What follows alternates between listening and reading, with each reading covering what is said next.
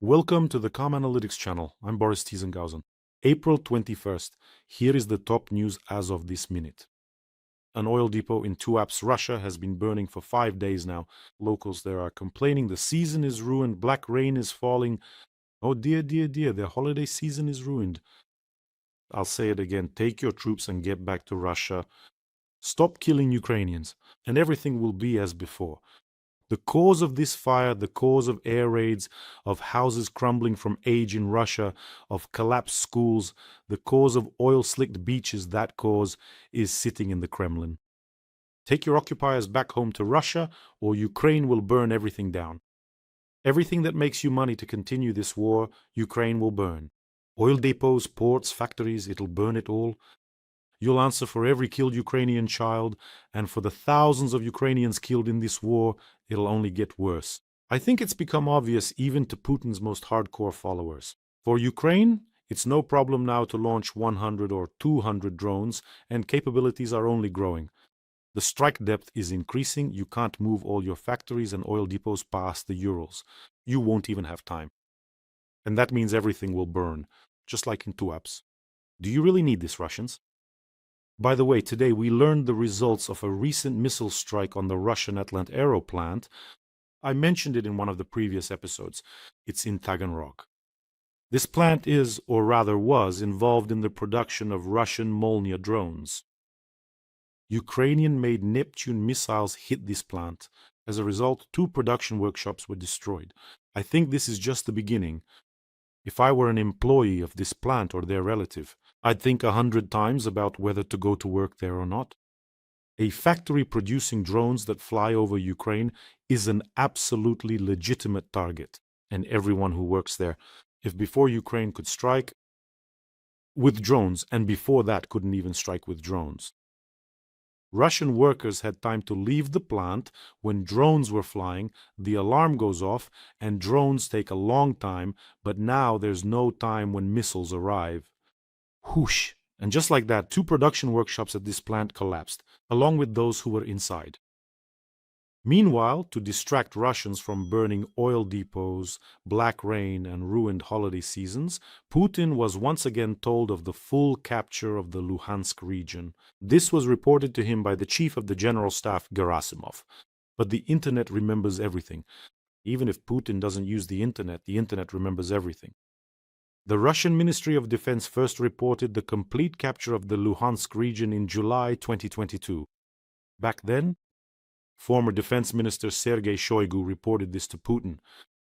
Well, in October of last year, at the Valdai Discussion Club plenary session, Putin stated that, quote, the LPR is already in the hands of Russian troops. So, how many times does he need to be told that the Luhansk region is fully occupied? And, I recalled how Putin was told, probably 10 times, including by Gerasimov himself, about the capture of Kupiansk. Remember? And Putin even invited foreign journalists there, but now they're not being invited anymore. And why is that? Maybe because Kupiansk was recently cleared of Russian occupiers. I don't know. Have you seen this meme about Mala Tokmachka?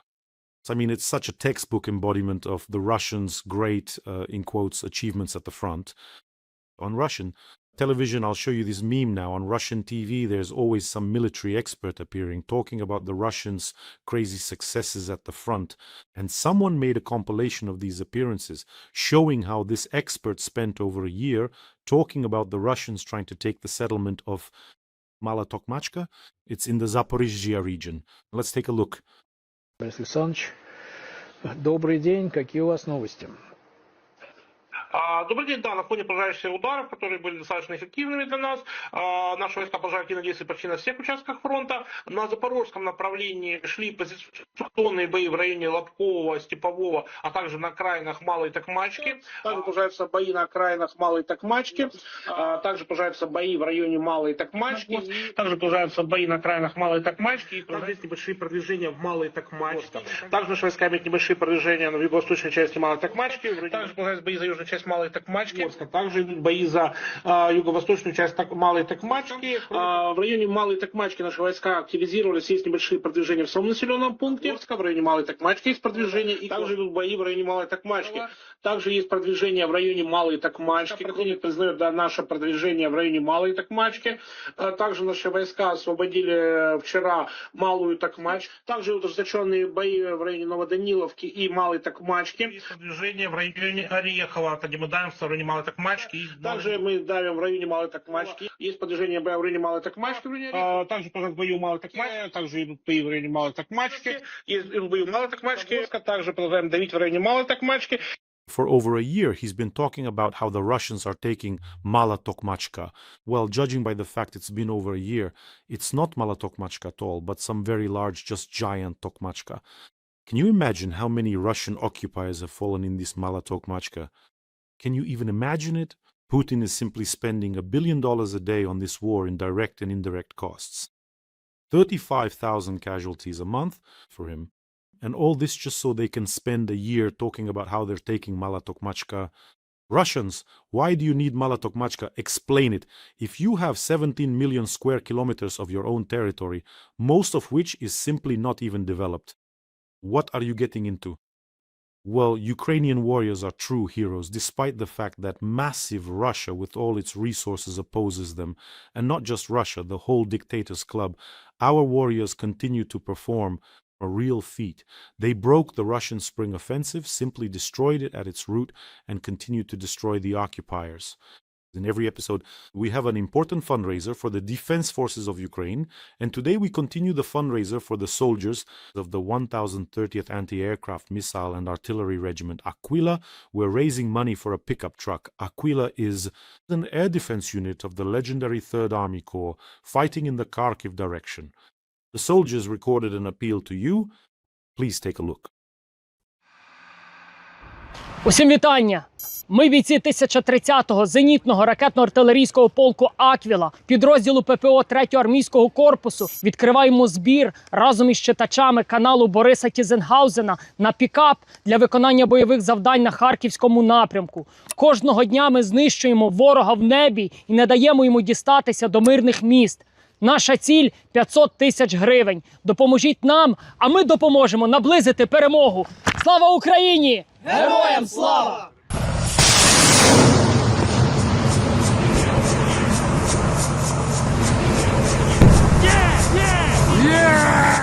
Wow, what a spirit these fighters have. Let's help them out. The link to the fundraiser is in the description. There's Mono, Private, and PayPal for those abroad. In every episode, I thank you personally and on behalf of the hundreds of warriors you've helped. Thank you so very much. If you're watching on another channel, the QR code in the corner always leads to the fundraiser. Well, to keep the Russian world fans entertained, our drones today struck one of the most important oil facilities in the Russian Federation. They attacked the Samara linear production and dispatch station. It's this Samara station that blends oil from various fields in order to create the specific grade of Urals, that very same export grade. So it's a vital hub where oil from different fields flows in, gets mixed for export, and then is sent through pipes to the port, like to Novorossiysk, for example. And it turns out that Ukraine is systematically destroying the Russian oil industry from ports, oil depots, refineries, and stations. It's very, very systematic. And also regarding the fact that Russians have started worrying deeply about the war on their own soil. I came across some interesting stats. This year, 21 Russian bombs have already accidentally fallen on Russian territory, meaning, due to malfunctions and errors, their planes are just dropping bombs on their own land. And last year, at least 143 bombs were dropped by Russia on its own territory, homes, and people. The year before that, 165 Russian bombs were dropped on their own territory. So the phrase about bombing Voronezh isn't a joke. It's actually quite relevant. By the way, friends, don't forget to subscribe to this channel if you haven't already. You can do it right now. And let me remind you, those who subscribe get soft and silky hair. As for Putin, the situation is getting more interesting every day. The longer he delays ending the war, the more painful the exit will be. The regime is in a strategic dead end. There are only two ways this ends: bad or very bad for Putin. Just imagine if the war were to end tomorrow. In Russia, 3.5 million individuals are currently employed in the military-industrial complex. The army, National Guard, secret services, police, military families, and related industries. Add them all up and you get about 20 million Russians earning their income directly from the war economy. The Russian economy is so hooked on the military budget that it's completely dependent on it. Military spending is at least 10% of their GDP. So, ending the war would be a massive shock to the Russian economy, leading to mass layoffs. Immediately, it's clearly a drop in orders, a blow to the regions, a massive recession, but overall, it's a collapse for the Russian economy. Hundreds of thousands. Add to that those returning from the war, for those who got used to payments of 200 to 300,000 rubles a month. They got used to it. Their families got used to it. These payments will stop. The regions will be impoverished again. I mean, it's one thing if you've been poor your whole life living in the regions, but it's another thing when you've lived the high life for a bit, either them or their families, thanks to the war.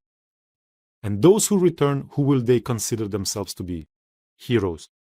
They'll be in everyone's face. I was out there for you, damn it. And people will tell them, we didn't send you there. What were you even doing there? It's bound to happen, absolutely. They'll say the state owes them for the rest of their lives, but the state will just brush them off and say in Medvedev's voice, there's no money, but you hang in there. And these hundreds of thousands of ghouls will become a powerful source of internal instability, and they'll be banding together. And even shutting down the internet won't help. I mean, it's clear they're planning to shut down the internet for this too, and messaging apps so that, God forbid, these returnees don't communicate with each other. So it turns out that for Putin, continuing the war is pointless and expensive, but ending it is already very dangerous. So what's there to do? I mean, he has two scenarios, bad and very bad. Well, in the meantime, they found another way for Putin to make Russians pay for this war. In Russia, they plan to introduce a technology fee starting in September, 250 rubles for a smartphone and 500 rubles for a laptop will be included in the price and directed, mind you, to support domestic electronics. So it's a new kind of hidden tax. They don't know where else to stick it, where to get this money for the war. But I like that, yeah, to support domestic electronics. Does anyone know of even one Russian laptop? Maybe a smartphone? Maybe some good Russian air conditioner? Or something high quality in household appliances? Does anyone know? No? Strange. Putin's been in power for 25 years. So what's up with domestic electronics? Did it sink? By the way, about Medvedev's phrase, there's no money but all the best to you, goodbye, bye, and so on. Medvedev said this phrase in 2016 in occupied annexed Crimea. Back then, pensioners surrounded him and started asking, how can this be? Well, where's the increase, the reindexing? And Medvedev said then, well, there's no money, goodbye, and he left. Well, that pensioner who asked him about pensions in Feodosia 10 years ago, she died last year. Do you think that in 10 years she ever got that promised pension increase? No. They gave her a 500 ruble raise. And that's it. They promised to raise it by at least 3,000. Well, I mean, that's how it goes. You see, well, what can you do? I think there will be much less money after this war. So, to the Russian pensioners who so joyfully say on the streets that this war must be fought to the end, I send them a big hello. You can't even imagine what awaits you in exchange for supporting Putin and constantly voting for him. So the pensioner died, she didn't get her money, well, and the living won't get it either. Moving on to the Middle East, where everything is clear and nothing is clear. Iran's Supreme Leader Khamenei Jr. approved holding talks with the US yesterday evening, Axios reports.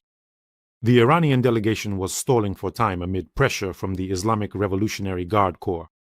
Well, to be honest, I don't believe at all that this Khamenei decides anything there. I mean, he's not being shown.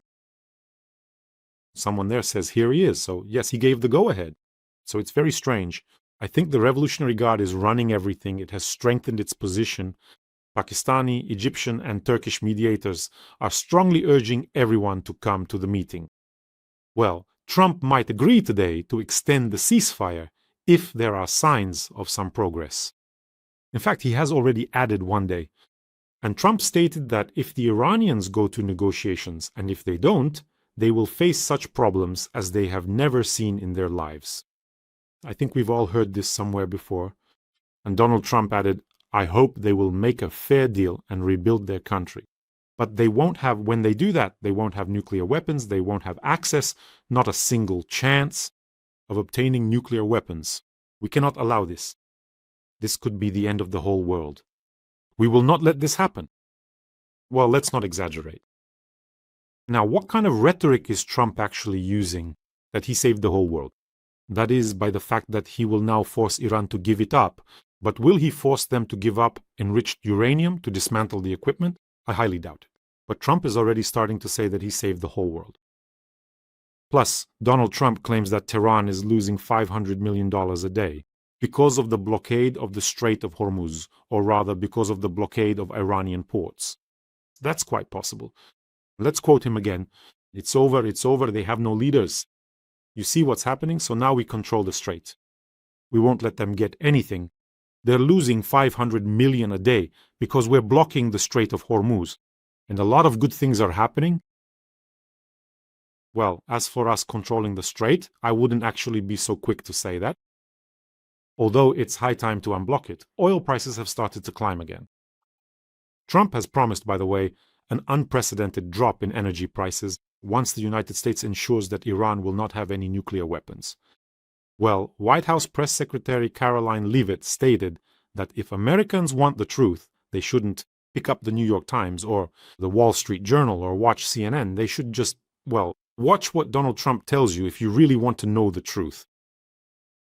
Well, usually after words like that, people start reading and watching those media outlets even more. Just something to keep in mind. And here's another interesting news item. Well, this is unpleasant news for Donald Trump. The United States has begun refunding $166 billion in tariffs that were introduced under Donald Trump. The New York Times reports, which you're not supposed to read. We are talking about duties that the Supreme Court has ruled illegal. So it turns out that claims for the refund of paid duties have already been filed by over 3,000 companies. Well, the money will start reaching them within 60 or 90 days after their applications are approved. This means that one of Donald Trump's most high-profile tariff experiments has simply fallen apart. I will just remind you that the Supreme Court in February ruled that the tariffs introduced through Donald Trump's emergency powers were illegal. 330,000 importers will demand the return of $166 billion. That is the price of, well, a mistake or not a mistake, or such overconfidence. And some will get interest too, $166 billion. But the main point here, of course, is deeper than just a refund of money. It's not just a blow to the United States budget, but to the very idea that a tariff is a universal club to be used at will. I'm speaking from the perspective of the United States president now. So the court has effectively shown that the president cannot replace Congress. Well, and the issue isn't trade anymore, but the limits of presidential power. Therefore, this is a very serious blow. And it's exactly what Donald Trump doesn't need on the eve of the midterm elections and the situation with Iran. And one more news item at the end of the broadcast. When I first read it, I didn't understand, but then I did. Magyar has given an ultimatum to Orbán's people. Well, we are used to our Magyar, the commander of the drone systems forces, with the call sign Magyar. Now Hungary has a new leader, Peter Magyar. Anyway, what is this deadline for Orbán's people? And the deadline is May 31st, which isn't that far off. By May 31st, Orbán's puppets can voluntarily resign from their posts. This applies to the President of Hungary, the Chief Justice, the head of the National Judiciary Office, the President of the Constitutional Court, and also the Prosecutor General. If these officials do not resign voluntarily by May 31st, then based on the mandate received from 1 million Hungarians, we will remove them from their positions, wrote the future Prime Minister of Hungary. I told you that Orbán's problems are only just beginning. Now the whole vertical and horizontal, basically all these, as Peter Magyar called them, Orbán's puppets, will be swept out with a dirty broom and no one will cover for them anymore. And now documents will be revealed, schemes will be exposed, and there won't be enough room for everyone. So we're waiting for a tearful video from Rostov by Orbán, the world's pterodactyl. I didn't want to, I was forced. They pressured me. I escaped by accident. And anyway, cluck, cluck, cluck, and woof, woof, woof. As for you, take care of yourselves, take care of your loved ones. Subscribe to this channel, don't forget. And let's help our fighters from the Air Defense Forces of the legendary 3rd Army Corps, the Aquila unit. The link to the fundraiser is in the description of this video. Have a peaceful day, everyone, and glory to Ukraine.